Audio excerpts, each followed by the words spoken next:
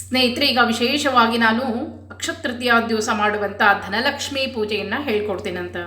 ಪ್ರತಿಯೊಬ್ಬರೂ ಮಾಡ್ರಿ. ಯಾಕೆ ಹೇಳ್ತಾ ಇದ್ದೀನಿ ಅಂತಂದರೆ, ಆ ದಿನ ವಿಶೇಷವಾಗಿ ವೃಷಭ ರಾಶಿಯಲ್ಲಿ ಗುರು ಮತ್ತು ಚಂದ್ರರ ಸಂಯೋಗದಿಂದ ರಾಜಯೋಗ ಏರ್ಪಡ್ತಾ ಇದೆ. ಅಷ್ಟೇ ಅಲ್ಲ, ಬುಧ ಮತ್ತು ಶುಕ್ರ ಸಂಯೋಗದಿಂದ ಲಕ್ಷ್ಮೀನಾರಾಯಣ ಯೋಗ ಕೂಡ ಪ್ರಾಪ್ತಿಯಾಗಲಿಕ್ಕದ. ಬಹಳಷ್ಟು ಒಳ್ಳೆಯ ಯೋಗಗಳನ್ನ ನಮಗೆ ತಂದು ಕೊಡ್ತಾ ಇದೆ ಅಕ್ಷತೃತೀಯ. ಈಗಾಗಲೇ ಅಕ್ಷತೃತೀಯ ದಿವಸ ಯಾವ ಸಮಯದಲ್ಲಿ ಪೂಜೆ ಮಾಡಬೇಕು, ಯಾವ ಸಮಯದಲ್ಲಿ ಬಂಗಾರ ಖರೀದಿ ಮಾಡಬೇಕು, ಪೂರ್ಣ ವಿವರವಾಗಿ ತಿಳಿಸ್ಕೊಟ್ಟಿನಿ. ಯಾವ ವಸ್ತುಗಳನ್ನು ದಾನ ಮಾಡಬೇಕು, ಅವೆಲ್ಲವನ್ನು ಎಷ್ಟು ಸಾಧ್ಯನೋ ಆ ದಿನ ಒಳ್ಳೆಯ ಕೆಲಸಗಳನ್ನ ಮಾಡಿರಿ.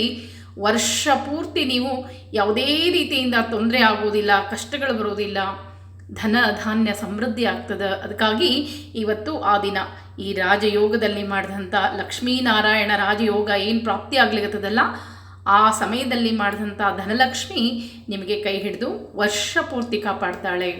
ಇಷ್ಟಾರ್ಥಗಳು ಸಿದ್ಧಿ ಆಗ್ತದೆ ಆ ದಿನ. ಅದಕ್ಕಾಗಿ ವಿಶೇಷ ಪೂಜೆಯದ ಯಾವ ರೀತಿ ಮಾಡಬೇಕು, ಏನು ಸಂಕಲ್ಪ ಮಾಡ್ಕೊಳ್ಬೇಕು, ಸರಳ ವಿಧಾನದಲ್ಲಿ ತೋರಿಸ್ಕೊಡ್ತೇನಂತ. ಆ ರೀತಿ ಪೂಜೆಯನ್ನು ಮಾಡಿರಿ. ಅಕ್ಷತೃತೀಯ ಅರ್ಥಪೂರ್ಣವಾಗಿ ಆಚರಣೆ ಮಾಡಿರಿ. ವಿಶೇಷ ಶುಭ ಫಲಗಳು ನಿಮಗೆ ಪ್ರಾಪ್ತಿಯಾಗ್ತದೆ. ಬರ್ರಿ, ಈ ಲಕ್ಷ್ಮೀ ಪೂಜೆಯನ್ನು ಯಾವ ರೀತಿ ಮಾಡಬೇಕು, ಏನೇನು ಸಂಕಲ್ಪ ಮಾಡಬೇಕು, ಯಾವ ರೀತಿ ರಂಗೋಲಿ ಹಾಕ್ಕೊಳ್ಬೇಕು ತೋರಿಸ್ಕೊಡ್ತೀನಂತ. ಈ ಧನಲಕ್ಷ್ಮಿ ಆಹ್ವಾನಕ್ಕೆ ಒಂದು ವಿಶೇಷವಾದ ರಂಗೋಲಿ ಅದ. ಮೊದಲ ರಂಗೋಲಿಯನ್ನು ಕಲ್ಕೊಂಡ್ಬಿಡ್ರಿ. ಅಷ್ಟೇ ಅಲ್ಲ, ಕಲಶ ಕೂಡ ವಿಶೇಷವಾಗಿ ಆಹ್ವಾನ ಅದ. ಕಲಶವನ್ನು ಯಾವ ರೀತಿ ಕೂಡಿಸ್ಲಿಕ್ಕೂ ಒಂದು ಪದ್ಧತಿ ಅದ, ಅದನ್ನು ಕೂಡ ಹೇಳ್ಕೊಡ್ತೀನಿ. ಇನ್ನು ಮುಟ್ಟಾದವರಿದ್ದರೆ ನಾವು ಮಾಡಬಹುದಾ ಅಂತ ಕೇಳಿದರೆ ದಯವಿಟ್ಟು ಮಾಡಲಿಕ್ಕೆ ಹೋಗಬೇಡ್ರಿ. ಮುಟ್ಟಾದವರು 4ನೇ ದಿವಸ ಇದ್ದರೂ ಕೂಡ ಮಾಡಲಿಕ್ಕೆ ಬರುವುದಿಲ್ಲ. ಅಕಸ್ಮಾತ್ ನಿಮ್ಮ ಮನೆಯಲ್ಲಿ ನಿಮ್ಮ ಯಜಮಾನರು ಮಾಡ್ತೀನಿ ಅಂತಂದರೆ ಅವ್ರ ಕೈಯಿಂದ ನೀವು ಮಾಡಿಸ್ಬೋದು. ಆದರೆ ನೀವು ನೆರಳನ್ನು ಹಾಕಬಾರ್ದು, ನೀವು ಯಾವುದೇ ವಸ್ತುಗಳನ್ನು ಅಲ್ಲಿ ಮುಟ್ಟಬಾರ್ದು. ಇನ್ನು ನಿಮ್ಮ ಮಕ್ಕಳು ಮಾಡ್ತೀನಿ, ಮಕ್ಕಳ ಕೈಯಿಂದ ಮಾಡಿಸ್ತೀನಿ ಅನ್ನೋದಾದರೆ, ಮಕ್ಕಳು ಚಿಕ್ಕವರಿದ್ದರೆ ಖಂಡಿತವಾಗಿಯೂ ಬೇಡ ಅಂತ ಹೇಳ್ತೀನಿ. ಯಾಕಂದರೆ ಕಲಶಕ್ಕೆ ಏನಾದರೂ ಧಕ್ಕೆ ಆದರೆ ಬಹಳನೇ ತೊಂದರೆ ಆಗ್ತದೆ. ಅದಕ್ಕಾಗಿ ಈ ನಿಮ್ಮ ಯಜಮಾನರು ಮಾಡಿದರೆ ಅಥವಾ ಮಕ್ಕಳು ಅತಿ 18 ವರ್ಷದ ಮೇಲಿನ ಮಕ್ಕಳಿದ್ದರೆ ಅವ್ರ ಕೈಯಿಂದ ನೀವು ಮಾಡಿಸ್ಬಹುದು. ಇನ್ನು ಈ ಪೂಜೆಯನ್ನು ದೇವರ ಮನೆಯಲ್ಲಿ ಜಾಗ ಇಲ್ಲ ಅನ್ನೋದಾದರೆ ನೀವು ಅಡುಗೆ ಕಟ್ಟೆ ದೊಡ್ಡದಾಗಿದ್ದರೆ ಅಲ್ಲಿ ಕೂಡ ಮಾಡ್ಬೋದು. ಅದು ಜಾಗ ಇಲ್ಲ ಅಂತ ಅನ್ನೋದಾದರೆ ಹಾಲ್ನಲ್ಲಿ ಕೂಡ ಒಂದು ಮಣೆ ಇಟ್ಟು ಈ ಪೂಜೆಯನ್ನು ಮಾಡ್ಬೋದು. ಧನಲಕ್ಷ್ಮಿ ಆಹ್ವಾನಕ್ಕೆ ಸರಳವಾದ ರಂಗೋಲಿ ಅದ. ಈ ರೀತಿಯಾಗಿ ಒಂದು ಮೇಲೆ ಶ್ರೀಕಾರ ಹಾಕಿ ನಕ್ಷತ್ರ ಮಂಡಲವನ್ನು ಹಾಕ್ಕೊಂಡು ಬಿಡಬೇಕು. ನಕ್ಷತ್ರ ಮಂಡಲ ಹಾಕಿದ ಮೇಲೆ ಮಧ್ಯದಲ್ಲಿ ನಾವು ಒಂದು ತ್ರಿಕೋನವನ್ನು ಹಾಕ್ಕೊಳ್ಬೇಕು. ಈ ರೀತಿ ತ್ರಿಕೋನ ಹಾಕ್ಕೊಂಡ್ಮೇಲೆ ಮಧ್ಯದಲ್ಲಿ ಶ್ರೀಕಾರವನ್ನು ಹಾಕ್ಕೊಂಡು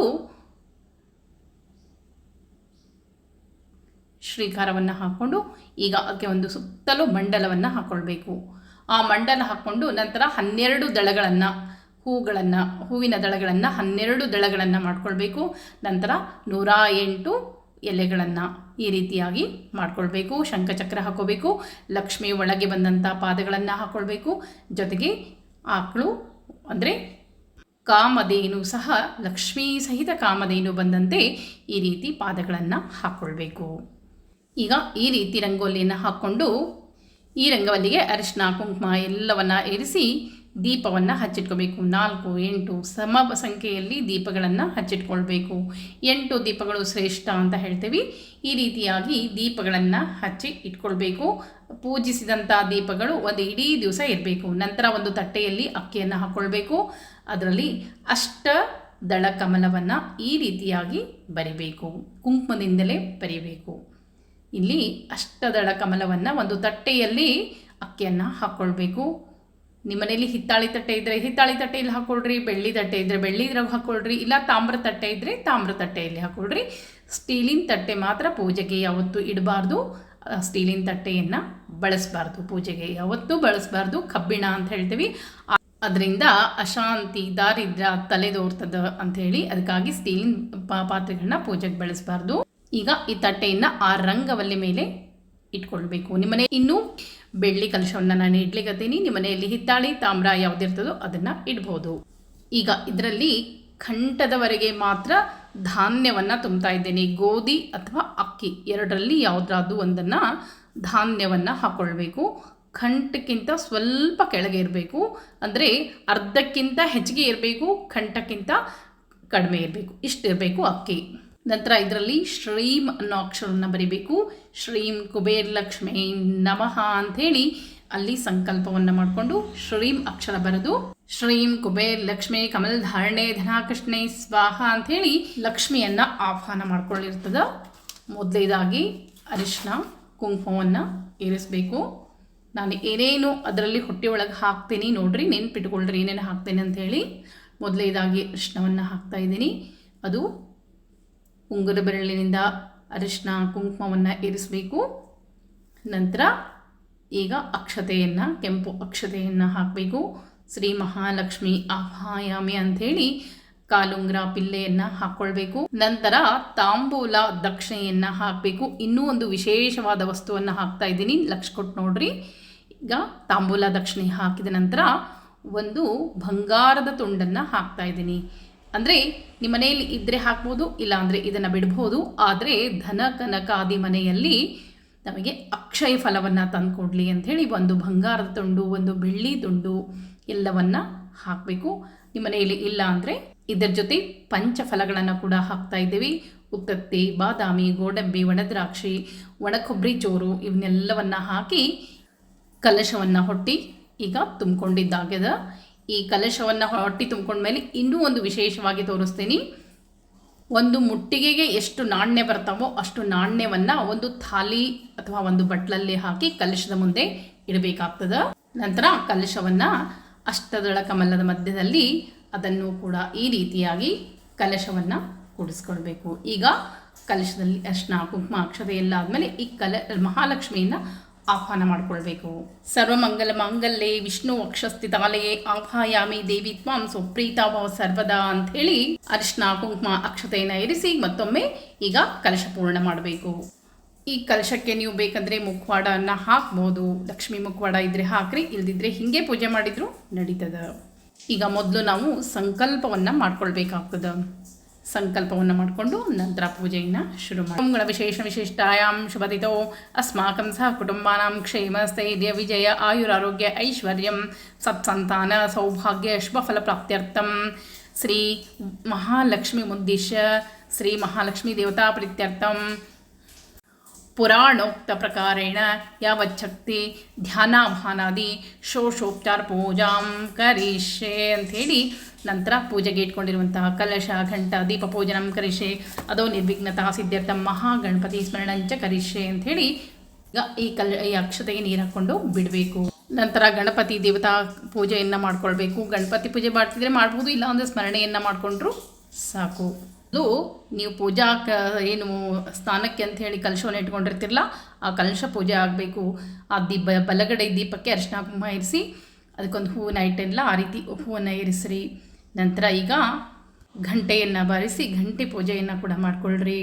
ನಂತರ ಶಂಖ ದೇವತಾಭ್ಯೋ ನಮಃ, ಶಂಖ ಇದ್ದರೆ ದೇವಿಯ ಎಡಭಾಗದಲ್ಲಿಟ್ಟು ಅದನ್ನು ಕೂಡ ಪೂಜೆಯನ್ನು ಮಾಡ್ಕೊಳ್ತಾರೆ. ನಂತರ ಕೈ ಮುಗಿದು ಧ್ಯಾನವನ್ನು ಮಾಡ್ಕೋಬೇಕು. ಪದ್ಮಾಸನೆ ಪದ್ಮಕರೆ ಸರ್ವಲೌಕೈಕ ಪೂಜಿತೆ ನಾರಾಯಣ ಪ್ರಿಯೇ ದೇವಿ ಸುಪ್ರೀತಾವ ಸರ್ವದಾ, ಸುಪ್ರೀತಳಾಗು, ನಾನು ಮಾಡ್ತಾ ಇರುವಂಥ ಪೂಜೆ ನಿನಗೆ ಸಲ್ಲೇ ಅಂತ ಹೇಳಿ ಕ್ಷೀರಸಾಗರ ಸಂಭೂತಾಂ ಕ್ಷೀರವರ್ಣ ಸಮಪ್ರಭಾಂ ಕ್ಷೀರ್ಣವರ್ಣ ಸಮಂ ವಸ್ತ್ರಂ ದದಾನಾಂ ಹರಿವಲ್ಲಭಾಂ ಶ್ರೀ ಮಹಾಲಕ್ಷ್ಮೀ ದೇವತಾಭ್ಯೋ ನಮಃ ಧ್ಯಾಯಾಮಿ ಧ್ಯಾನಂ ಸಮರ್ಪಯಾಮಿ ಅಂಥೇಳಿ ಒಂದು ಹೂ ಮತ್ತು ಅಕ್ಷತೆಯನ್ನು ಹಾಕಬೇಕು.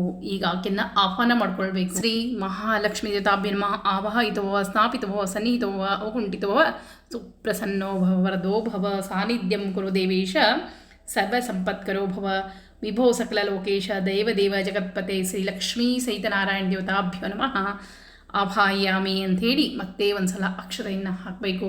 ಶ್ರೀ ಮಹಾಲಕ್ಷ್ಮೀ ದೇವತಾಭ್ಯ ನಮಃ ಆವಾಹಯಾಮಿ ಆಸನಾರ್ಥೆ ಅಕ್ಷತಾಂ ಸಮರ್ಪಯಾಮಿ ಅಂಥೇಳಿ ಮತ್ತೆ 2 ಸಲ ಅಕ್ಷತೆಯನ್ನು ಹಾಕಿ ಪಾದಯೋ ಪಾದ್ಯಂ ಸಮರ್ಪಯಾಮಿ, ಬಂದಂಥ ಮಹಾಲಕ್ಷ್ಮಿಗೆ ಕಾಲಿಗೆ ನೀರನ್ನು ಕೊಡಬೇಕು.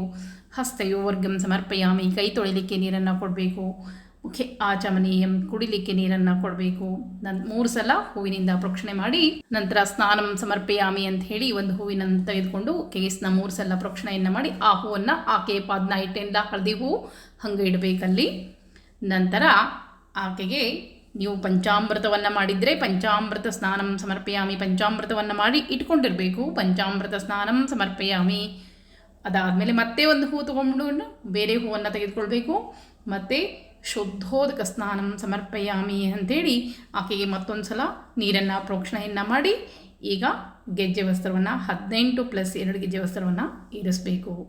ರಚಿತಾದ್ರೈ ಸಮಂ ದಿವ್ಯಂ ಕ್ಷೀರಸಾಗರ ಸನ್ನಿಭಂ ಚಂದ್ರಪ್ರಭಾಸಮಂ ದೇವಿ ವಸ್ತ್ರಯುಗ್ಮಂ ದಧಾಮ್ಯಂ ಅಂಥೇಳಿ ಶ್ರೀ ಮಹಾಲಕ್ಷ್ಮಿ ತಾಬಿನ್ವ ವಸ್ತ್ರಯುಗ್ಮಂ ಸಮರ್ಪಯಾಮಿ ಅಂಥೇಳಿ ಗೆಜ್ಜೆ ವಸ್ತ್ರವನ್ನು ಅರ್ಪಿಸಬೇಕು. ಗೆಜ್ಜೆ ವಸ್ತ್ರ ಆದ ತಕ್ಷಣ ಮಾಂಗಲ್ಯವನ್ನು ಹಾಕಬೇಕು. ಅದಕ್ಕೆ ಅಕ್ಷತೆ ಈಗಾಗಲೇ ಹಾಕಿ ರೆಡಿ ಮಾಡಿಟ್ಟಿರ್ತೀವಿ. ಅಕ್ಷತೆ ಹಾಕಿದ್ರಿ ಸಾಕು. ನಾನಾ ಆಭರಣ ಸಮರ್ಪಯಾಮಿ, ಕಾಲುಂಗುರ ಪಿಲ್ಲೆ ಎಲ್ಲವನ್ನು ಹಾಕಿರ್ತೀವಿ. ನಂತರ ಗಂಧವನ್ನು ಹಚ್ಚಬೇಕು.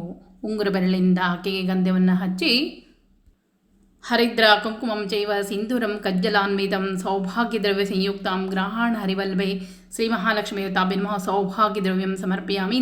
ಅರ್ಶಿನ, ಕುಂಕುಮ, ಸಿಂಧೂರ, ಕಾಡಿಗೆ, ಆಮೇಲೆ ಮುಂದೆ ಬಳೆ ಇಟ್ಟಿರ್ತೇವಲ್ಲ ಅವಕ್ಕೆಲ್ಲವೂ ಅಕ್ಷತೆಯನ್ನು ಹಾಕಬೇಕು. ದೇವಿಗೆ ಅರಿಶಿನ, ಕುಂಕುಮ, ಗಂಧ, ಅಕ್ಷತೆ ಎಲ್ಲವನ್ನು ಇರಿಸಬೇಕು. ನಂತರ ನಾನಾ ಪರಿಮಳ ಪತ್ರಪುಷ್ಪಾಣಿಂ ಸಮರ್ಪಯಾಮಿ ಅಂಥೇಳಿ ಕೇತಕಿ ಜಾಜಿ ಪುನ್ನಾಗೈ ಚಂಪಕೈರ್ಬಕುಲೈ ಶಿವೈ ಶತಪತ್ರೈಶ್ಚ ಕಲ್ಹಾರೈ ಅರ್ಚಯಾಮಿ ಹರಿಪ್ರಿಯಾಂ ಅಂಥೇಳಿ ತುಳಸಿಯಿಂದ ಹಿಡಿದು ಬಿಲ್ಪತ್ರೆಯಿಂದ ಹಿಡಿದು ಎಲ್ಲ ಥರದ ಪತ್ರೆಯನ್ನು ಆಕೆಗೆ ಬಹಳನೇ ಪ್ರೀತಿಯಂತೆ ಆಕೆಗೆ 16 ಥರದ ಪತ್ರೆಗಳನ್ನು ಕೂಡ ಇರಿಸ್ತಾರೆ. ಆಕೆಗೆ ಎಲ್ಲ ತರಹದ ವಾಸನೆ ಹೂಗಳನ್ನು ಇರಿಸಬೇಕು. ಎಷ್ಟು ಸಿಗುತ್ತೋ ಅಷ್ಟು ಮಲ್ಲಿಗೆ ಹೂವು ಮತ್ತು ಎಲ್ಲ ತರಹದ ಮಲ್ಲಿಗೆ ಹೂವು ಆಕೆಗೆ ಬಹಳ ಇಷ್ಟ. ಹೀಗಾಗಿ ಅಷ್ಟೋತ್ತರವನ್ನು ಮಹಾಲಕ್ಷ್ಮಿ ಅಷ್ಟೋತ್ತರ ಈಗಾಗಲೇ ಹೇಳ್ಕೊಟ್ಟಿನಿ. ಗೊತ್ತಿಲ್ಲ ಅಂದರೆ ಈ ವಿಡಿಯೋ ಕೆಳಗೆ ಕೂಡ ಹಾಕಿರ್ತೀನಿ. ಲಕ್ಷ್ಮಿ ಅಷ್ಟೋತ್ತರವನ್ನು ಹೇಳ್ತಾ ಎಲ್ಲ ಹೂಗಳನ್ನು ಇರಿಸ್ರಿ. ನಂತರ ಮುಂದೆ ಇಟ್ಟಿರ್ತಾರಲ್ಲ ಧನ, ಅದಕ್ಕೂ ಧನಲಕ್ಷ್ಮಿ ಆಕೆ ಎಲ್ಲ ರೂಪದಲ್ಲಿಯೂ ನಿಮಗೆ ಧನ ಧಾನ್ಯ ಐಶ್ವರ್ಯವನ್ನು ತಂದುಕೊಡುವಂಥದ್ದು. ಅದಕ್ಕೆ 3 ಸಲ ನೀರನ್ನು ಪ್ರೋಕ್ಷಣೆಯನ್ನು ಮಾಡಿ ಅದಕ್ಕೂ ಕೂಡ ಗೆಜ್ಜೆ ವಸ್ತ್ರ 18+2 ಗೆಜ್ಜೆ ವಸ್ತ್ರ, ಕೆಂಪುವನ್ನು, ಅರಿಶಿನ, ಕುಂಕುಮ, ಗಂಧ, ಅಕ್ಷತೆ ಎಲ್ಲ ಇರಿಸಿ ಅದಕ್ಕೂ ಕೂಡ ನಾವು ಒಂದು ಹೂವನ್ನು ಇರಿಸಬೇಕು. ನಾನಿಟ್ಟಿಲ್ಲ ಆ ರೀತಿಯಾಗಿ. ನಂತರ ದೇವಿಗೆ ಅಷ್ಟೋತ್ತರ ನಾಮಗಳನ್ನು ಹೇಳಿ ಹೂವನ್ನು ಇರಿಸಿ ಎಲ್ಲ ಆದಮೇಲೆ ಆಕೆಗೆ ಪಂಚಫಲಗಳಿಂದ ಉಡಿಯನ್ನು ತುಂಬಬೇಕು. 5 ತರಹದ ಹಣ್ಣುಗಳು ಅಂತ ಹೇಳ್ತೀವಿ. ನೀವು ಒಂದೇ ಥರದ 5 ಹಣ್ಣುಗಳನ್ನು ತುಂಬಬಹುದು, ಇಲ್ಲ 5 ತರಹದ ಹಣ್ಣುಗಳನ್ನು ಉಡಿ ತುಂಬಬಹುದು. ಆಕೆಗೆ ಒಂದು ವಸ್ತ್ರ ಇದ್ದರೆ, ವಸ್ತ್ರ ಅಂತಂದರೆ ನಾವು ಹಾಕ್ಕೊಂಡಿದ್ದು ಯಾರೋ ಕೊಟ್ಟಿದ್ದು ಬ್ಲೌಸ್ ಪೀಸು ಅಂಥವೆಲ್ಲ ಅಲ್ಲ. ಒಂದು ವಸ್ತ್ರ, 5 ತರಹದ ಹಣ್ಣು, ತಾಂಬೂಲ, ದಕ್ಷಿಣೆ ಎಲ್ಲವನ್ನು ಹಾಕಿ ಆಕೆಗೆ ಉಡಿ ತುಂಬಬೇಕು. ಉಡಿಯನ್ನು ತುಂಬಿ ನಂತರ ಧೂಪ ದೀಪವನ್ನು ಮಾಡಬೇಕು. ನೀವು ಏನು ಅಡುಗೆ ಮಾಡಿರ್ತೀರೋ, ಅನ್ನ, ಪಾಯಸ, ಹೋಳಿಗೆ, ಏನು ಅಡುಗೆ ಮಾಡಿರ್ತೀರೋ ಎಲ್ಲವನ್ನು ಒಂದು ತಟ್ಟೆಯಲ್ಲಿ ನೀಟಾಗಿ ಬಡಿಸ್ಬೇಕು. ಲಕ್ಷ್ಮೀ ಸಹಿತ ವಿಷ್ಣು ದೇವತಾಭ್ಯ ನಮಃ, ಒಂದು ತುಳಸಿ ದಳವನ್ನು ಹಾಕಿ ಲಕ್ಷ್ಮೀ ಸಹಿತ ವಿಷ್ಣು ದೇವತಾಭ್ಯ ನಮಃ ಅಂಥೇಳಿ ಆಕೆಗೆ ನೈವೇದ್ಯವನ್ನು ಮಾಡಬೇಕು. ಲಕ್ಷ್ಮಿಗೆ ಮಹಾಲಕ್ಷ್ಮಿಗೆ ಹೋಳಿಗೆ ಅತ್ಯಂತ ಪ್ರೀತಿಯಂತೆ. ನಿಮಗೆ ಬರೀ ಹೋಳಿಗೆ ಮಾಡಲಿಕ್ಕೆ ಬರದಿರದೆ ಅನ್ನ ಪಾಯಸ ಏನಾದರೂ ಮಾಡಬೇಕು. ನಿಮಗೆ ಯಾವ ಥರದ ಅಡುಗೆ ಬರ್ತದೋ ಆ ರೀತಿಯಾಗಿ ಆಕೆಗೆ ಬರೀ ಒಂದು ಅನ್ನ ಪಾಯಸ ಮಾಡಿ ಅಡುಗೆ ನೈವೇದ್ಯ ತೋರಿಸಿದ್ರು ಸಾಕು, ಆಕೆಗೆ ಪ್ರೀತಿ. ಆದರೆ ಆಕೆಗೆ ಎಲ್ಲ ರೀತಿಯ ಅಡುಗೆ ಬಹಳನೇ ಪ್ರೀತಿಯಂತೆ. ಹೀಗಾಗಿ ನೀವು ಅಡುಗೆ ಮಾಡಲಿಕ್ಕೆ ಅಕಸ್ಮಾತ್ ಆಗದೇ ಇದ್ದರೆ ಕೆಲವೊಬ್ಬರಿಗೆ ಆಗಿರುವುದಿಲ್ಲ, ಅಂಥವರು ಹಾಲು, ಸಕ್ಕರೆ, ಹಣ್ಣು ಎಲ್ಲವನ್ನು ನೈವೇದ್ಯ ತೋರಿಸಿ ತಾಂಬೂಲ ದಕ್ಷಿಣೆ ಮುಂದೆ ಇಟ್ಟು ತಾಂಬೂಲಂ ಸಮರ್ಪಯಾಮಿ ಸುವರ್ಣ ಪುಷ್ಪ ದಕ್ಷಿಣಾನಾಂ ಸಮರ್ಪಯಾಮಿ ಅಂಥೇಳಿ ನಂತರ ಆಕೆಗೆ ಆರತಿಯನ್ನು ಮಾಡಬೇಕು. ಆರೂತಿ ಮಾಡುವೆನಾ ಮಾ ಜನನಿಗೆ, ಆರೂತಿ ಮಾಡುವೆನಾ ಬಂಗಾರದ ತಟ್ಟೆಯಲ್ಲಿ ಶೃಂಗಾರದ ಆರತಿ ಮಾಡಿ ಮಂಗಳ ಪದವ ಪಾಡಿ ರಂಗನಂಗನೆ ತಾಯಿ ಆರೂತಿ ಮಾಡುವೆನಾ ಮಾ ಜನನಿಗೆ ಆರೂತಿ ಮಾಡುವೆನಾ. ಈ ರೀತಿಯಾಗಿ ಹಾಡ್ತಾ ಪಾಡ್ತಾ ನಿಮಗೆ ಬಂದದ್ದೆಲ್ಲವನ್ನು ಹಾಡಿ ಆಕೆಗೆ ಆರತಿಯನ್ನು ಮಾಡಬೇಕು. ಒಂದು ವಿಶೇಷವಾದ ಶ್ಲೋಕದ ನಾಳೆ ಮುಂದೆ ದೇವಿಯ ಮುಂದೆ ಆ ಧನಲಕ್ಷ್ಮಿ ಪೂಜೆ ಮಾಡಿರ್ತೀವಲ್ಲ ಆ ಧನವನ್ನು ಏನು ಮಾಡಬೇಕು ಪೂರ್ಣ ವಿವರವಾಗಿ ಮತ್ತೆ ಮುಂದಿನ ವಿಡಿಯೋದಲ್ಲಿ ತಿಳಿಸ್ಕೊಡ್ತೀನಿ ಅಂತ ಒಂದು ವಿಶೇಷವಾದ ಶ್ಲೋಕ ಅದನ್ನು ಕೂಡ ಹೇಳ್ಕೊಡ್ತೀನಿ. ಮತ್ತೆ ಮುಂದಿನ ವಿಡಿಯೋ ಸಿಗ್ತೀನಿ. ನಮಸ್ಕಾರ.